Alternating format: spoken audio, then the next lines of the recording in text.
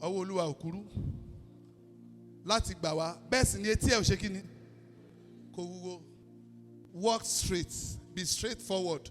Be upright with your God. And I decree today, every prayer you have sown on this prophetic feed will come to manifestation immediately. Instantly, in the name of Jesus, you begin to see the fruit of this prayer. You begin to see the fruit of this prayer. In the name of Jesus. Yours is honor. Yours is glory. In the place you have been put to shame and mocked, I declare you will go there. As you leave this place, you will go to the same place. They will celebrate you.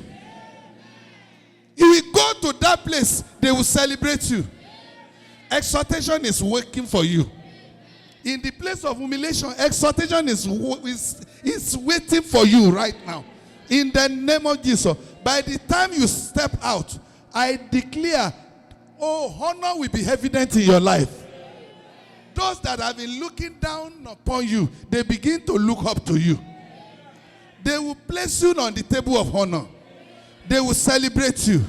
See, the God we serve, in the book of Psalm 113, the last verse, he has not changed. He has not changed from raising the poor man to sit in the company of the princes.